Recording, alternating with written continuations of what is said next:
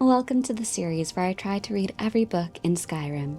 This series is made up of edited VODs from my Twitch channel where I've been streaming my attempts to read every book in Skyrim. As such, there may be a few errors sprinkled in here and there. My apologies for those errors, and I hope that you enjoy regardless. Thank you. 16 Accords of Madness, Volume 6. Hircine's Tale. Ever proud and boastful, Oblivion's mad prince stood 1/5 day of mid-year among the frigid peaks of Skyrim and beckoned forth Hircine for parley. The huntsman god materialized, for this was his day, and the boldness of Sheogorath intrigued him. Rye without equal, Sheogorath holds in his realm giggling loons, flamboyant auteurs, and craven mutilators. The mad prince will ply profitless bargains and promote senseless bloodshed, for nothing more than the joy of another's confusion, tragedy, or rage. So it was that Sheogorath had set a stage on which to play himself as rival to Hircine. Without haste, the coy prince proffered his contest. Each prince was to groom a beast to meet at this place again, 3 years to the hour, and do fatal battle. Expressionless behind his fearsome countenance, Hircine agreed, and with naught but a dusting of snow in the drift, the princes were gone to their realms. Confident, but knowing Sheogorath for a trickster, Hircine secretly bred an abomination in his hidden realm. An ancient Daedroth be summoned. An ancient Daedroth he summoned, and imbued it with the foul curse of lycanthropy. Of pitch, heart, and jagged fang, the unspeakable horror had no peer, even among the great hunters of Hircine's sphere. In the 3rd year, on the given day, Hircine returned, where Sheogorath leaned cross-legged on a stone, whistling with idle patience. The prince of the hunt struck his spear to the ground, bringing forth his unnatural snarling behemoth. Doffing his cap, sly as ever, Sheogorath stood and stepped aside to reveal a tiny, colorful bird perched atop the stone. Demurely it chirped in the bristling gusts, scarcely audible. In a twisted, springing heap, the Daedroth was upon the stone, leaving only rubble where the boulder had been. Thinking itself victorious, the monster's bloody maw curled into a mock grin, when a subdued song drifted in the crisp air.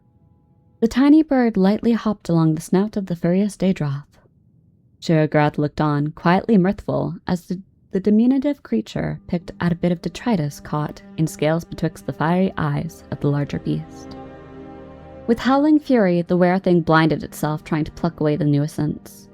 And so it continued for hours, Hircine looking on in shame while his finest beast gradually destroyed itself in pursuit of the seemingly oblivious bird, all the while chirping a mournful tune to the lonesome range. Livid but beaten, Hircine burned the ragged corpse and withdrew to his realm, swearing in forgotten tongues. His curses still hang on those peaks, and no wayfarer tarries for fear of his wrathful aspect in those obscure heights. Turning on his heel, Sheogorath beckoned the minuscule songbird to perch atop his shoulder and strolled down the mountain, making for the warm breezes and vibrant sunsets of the Abyssinian coast, whistling in tune with the tiniest champion in Tamriel. 16 Accords of Madness, Volume 9.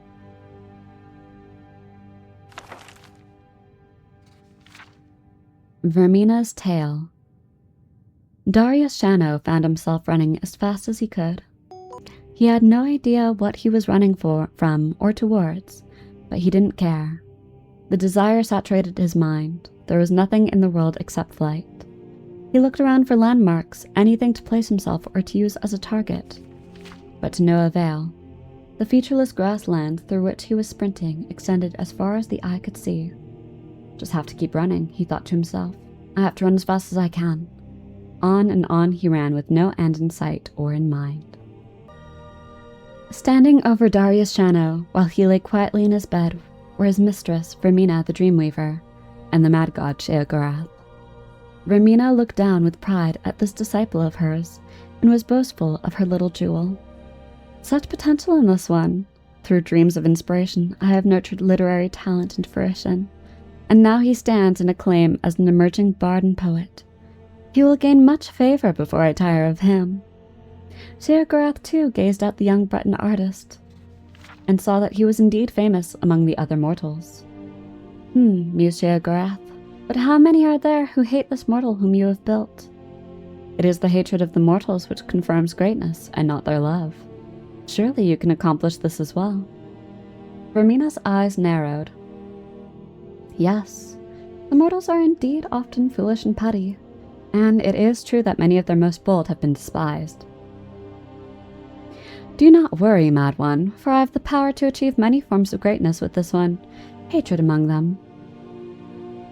Perhaps, Dreamweaver, it would be amusing to show who has this power. Inspire foolish, arrogant hatred of this mortal for 10 years, and then I will do the same. We shall see whose talents are the most efficient, free of aid or interference from any of the Daedra. At this, she relaxed into confident pleasure. The Mad God is indeed powerful, but this task is suited to my skills. The mortals are repulsed by madness, but rarely think it worthy of hate. I shall take pleasure in revealing this to you, as I bring the more subtle horrors out of this mortal's subconscious. And so, in the 19th year of his life, the dreams Darius Shano had been experiencing began to change. Fear had always been a part of the night for him, but now there was something else. A darkness began to creep into his slumber, a darkness that sucked away all feeling and color, leaving only emptiness behind. When this happened, he opened his mouth to scream, but found that the darkness had taken his voice as well. All he had was the terror and the void, and each night they filled him with a new understanding of death. Yet, when he woke, there was no fear, for he had faith that his lady had a purpose. Indeed, one night Vermina herself emerged from the void. She leaned in close to whisper into his ear, "Watch carefully, my beloved." With that, she pulled the void away, and for hours each night she would reveal to Darius the most horrible perversions of nature. Men being skinned and eaten alive by other men, unimaginable beasts of many limbs and mouths, entire populations being burned. Their screams filled his every evening. In time, these visions gnawed at his soul, and his works began to take on the character of his nightmares. The images revealed to him at night were reproduced on the page, and the terrible cruelty and hollow vice that his work contained both revolted and fascinated the public. They reveled in their disgust over every detail. There were those who openly enjoyed his shocking material, and his popularity among some only fed the hatred of those who found him abhorrent. This continued for several years, while the infamy of Darius grew steadily. Then, in his 29th year, without warning, the dreams and nightmares ceased. Darius felt a weight lifted as he no longer endured the nightly tortures, but was confused. What have I done to displease my mistress? He wondered aloud. Why has she abandoned me? Vermina never answered his prayers. No one ever answered, and the restless dreams faded away to leave Darius in long, deep sleeps. Interest in the works of Darius Shano waned. His prose became stale, and his ideas failed to provoke the shock and outrage they once had. As the memory of his notoriety and of his terrible dreams faded, the questions that raced in his mind eventually produced resentment against Vermina, his former mistress. Resentment grew into hatred. From hatred came ridicule, and over time ridicule became disbelief. Slowly it became obvious Vermina had never spoken to him at all. His dreams were simply the product of a sick mind that had righted itself. He had been deceived by his own subconscious, and the anger and shame overwhelmed him. The man who once conversed with the deity drifted steadily into heresy. In time, all of the bitterness, doubt, and sacrilege focused in Darius, a creative philosophy that was threaded throughout all of his subsequent work. He challenged the gods themselves, as well as the infantile public, and corrupt state for worshipping them. He mocked them all with perverse caricatures, sparing no one and giving no quarter. He challenged the gods in public to strike him down if they existed, and ridiculed them when no such comeuppance was delivered. To all of this, the people reacted with outrage far greater than they had shown his previous work. His early career had offended only sensibilities, but now he was striking directly at the heart of the people. His body of work grew in size and intensity. Temples, nobles, and commoners were all targets of his scorn. Finally, at age 39, Darius wrote a piece entitled "The Noblest Fool," ridiculing the emperor god Tiber Septim for integrating into the pathetic Nine Divines cult.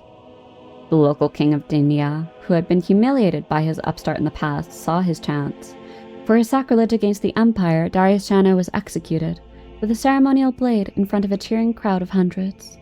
His last bitter words were gurgled through a mouthful of his own blood. 20 years after their wager was first placed, Vermina and Sheogorath met over Darius Shano's headless corpse. The Dreamweaver had been eager for this meeting. She had been waiting for years to confront the Daedric Prince over his lack of action. "I have been deceived by you, Sheogorath. I performed my half of the bargain, but during your 10 years you never contacted the mortal once. He owes none of his greatness to you, or your talents, or your influence." "Nonsense," croaked the mad god. "I was with him all along. When your time ended and mine began, your whispers in his ear were replaced with silence. I severed his link to that from which he found the most comfort and meaning, and withheld the very attention the creature so desperately craved. Without his mistress, this man's character could ripen under resentment and hatred.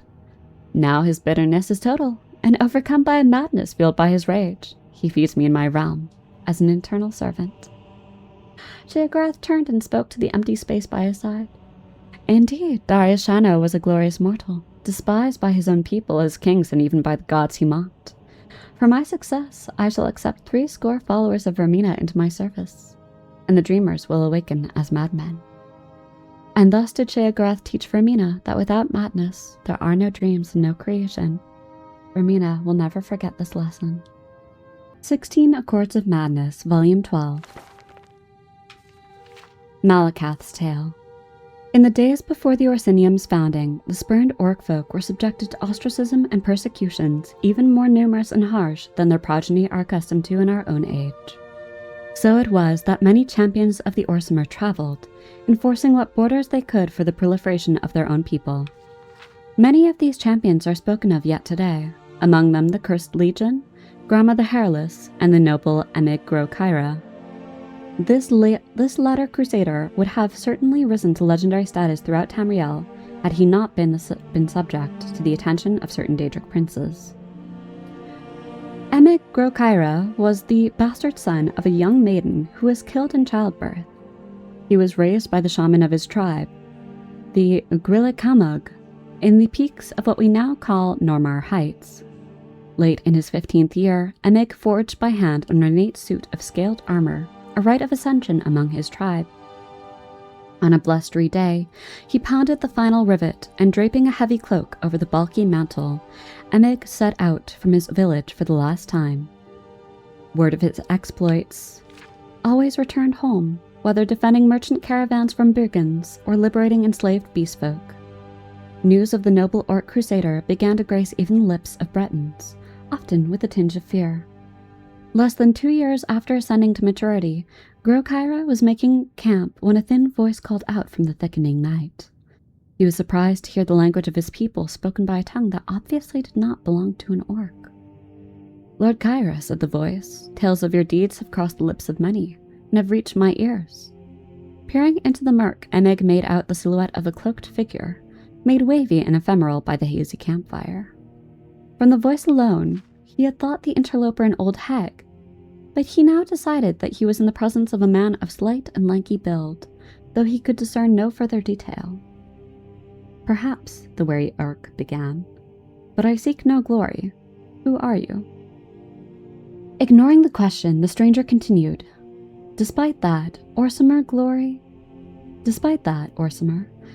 finds you, and I bear a gift worthy of it." The visitor's cloak parted slightly, revealing nothing but faintly glinting buttons in the pale moonlight, and a bundle was withdrawn and tossed to the side of the fire between the two. Emig cautiously removed the rags in which the object was swathed, and was dazzled to discover the item to be a wide, curved blade with ornately decorated handle. The weapon had heft, and Emig realized on brandishing it that the elaborate pommel disguised the more practical purpose of balancing the considerable weight of the blade itself.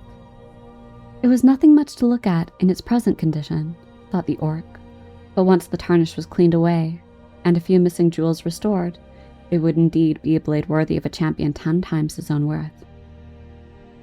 "Her name is Neb Crescent," spoke the thin stranger, seeing the appreciation lighting Grokaira's face. "I got her for a horse and a secret in warmer climes, but in my old age I'd be lucky to even lift such a weapon." It's only proper that I pass her on to one such as yourself. To possess her is to change your life forever." Overcoming his initial infatuation with the Ark of Honed Steel, Emig turns his attention back to the visitor. "Your words are fine, old man," Emig said, not masking his suspicion. "But I'm no fool. You traded for this blade once, and you'll trade for it again tonight. What is it that you want?" The stranger's shoulders slumped, and Emig was glad to have unveiled the true purpose of this twilight visit. He sat with him a while, eventually offering a stack of furs, warm food, and a handful of coins in exchange for the exotic weapon. By morning, the stranger was gone. In the week following Emig's encounter with the stranger, Neb Crescent had not left its scabbard. He had encountered no enemy in the woods, and his meals consisted of fowl and small game caught with bow and arrow. The peace suited him fine, but on the 7th morning, while fog still crept between the low-hanging boughs, Emig's ears pricked up at the telltale crunch of a nearby footfall in the dense snow and forest debris. Emig's nostrils flared, but he was upwind. Being unable to see or smell his guest and knowing that the breeze carried his scent in that direction, Emig's guard was up, and he cautiously withdrew Neb Crescent from its sheath. Emig himself was not entirely sure of all that happened next. The first moment of conscious memory in Emig Grokaira's mind after drawing Neb Crescent was the image of the curved blade sweeping through the air in front of him, spattering blood over the virginal powder coating the forest floor. The second memory was a feeling of frenzied bloodlust creeping over him. But it was then that he saw for the first time his victim, an orc woman perhaps a few years younger than himself. Her body a canvas of grisly wounds, enough to kill a strong man 10 times over. Emig's disgust overwhelmed the madness that had overtaken him, and with all his will enlisted, he released Neb Crescent from his grip and let the blade sail. With a discordant ringing, it spun through the air and was buried in a snowdrift. Emig fled the scene in shame and terror, drawing the hood of his cloak up to hide himself from the judging eyes of the rising sun. The scene where Emig Grokaira had murdered one of his own kind was a macabre one. Below the neck, the body was flayed and mutilated almost beyond recognition, but the untouched face was frozen in a permanent expression of abject terror. It was here that Sheogorath performed certain rites that summoned Malakath, and the 2 Dridric lords held court in the presence of the disfigured corpse. "Why show me this, mad one?" began Malakath, once he recovered from his initial wordless outrage. "Do you take such pleasure in watching me grieve the murder of my children?" His guttural voice rumbled, and the patron of the Orsimer looked upon the counterpart with accusing eyes. "By birth she was yours, brother outcast," began Sheogorath, solemn in aspect and demeanor. "But she was a daughter of mine by her own habits. My mourning here is no less than your own, my outrage no less great." "I am not so sure," grumbled Malakath, "but rest assured that vengeance for this crime is mine to reap. I expect no contest from you. Stand aside." As the fearsome prince began to push past him, Lord Sheogorath spoke again. "I have no intention of standing between you and vengeance. In fact, I mean to help you. I have servants in this wilderness, and can tell you just where to find our mutual foe. I ask only that you use a weapon of my choosing. Wound the criminal with my blade, and banish him to my plane, where I can exact my own punishment. The rights of honor killing here belong to you." With that, Malakath agreed, took the white blade from Sheogorath, and was gone. Malakath materialized in the path of the murderer, the cloaked figure obscured through a blizzard haze. Bellowing a curse so foul as to wilt the surrounding trees, the blade was drawn, and Malakath crossed the distance more quickly than a wild fox. Frothing with rage, he swung the blade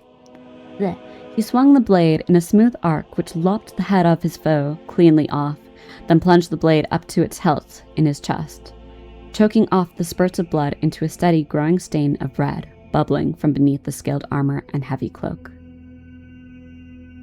Panting from the unexpected immediacy and fury of his own kill, Malakath rested on a knee as the body before him collapsed heavily backwards, and the head landed roughly upon a broad, flat stone. The next sound broke the silence like a bolt. I'm sorry," sputtered the voice of Emig Grokaira. Malakath's eyes went wide as he looked upon the severed head, seeping blood from its wound, but somehow kept alive. Its eyes wavered about wildly, trying to focus on the aspect of Malakath before it. The once proud eyes of the champion were choked with tears of grief, pain, and confused recognition. To his horror, Malakath recognized only now that the man he had killed was not only one of his Orsimer children, but very literally a son he had blessed an orc maiden with years hence. For achingly long moments the two looked upon each other, despondent and shocked. Then, silent as oiled steel, Sheogorath strode into the clearing. He hefted Emigrokaira's disembodied head and bundled it into a small grey sack. Sheogorath reclaimed Neb Crescent from the corpse and turned to walk away. Malakath began to stand but kneeled again, knowing he had irreversibly damned his own offspring to the realm of Sheogorath, and mourned his failure as the sound of his son's hoarse pleas faded into the frozen horizon.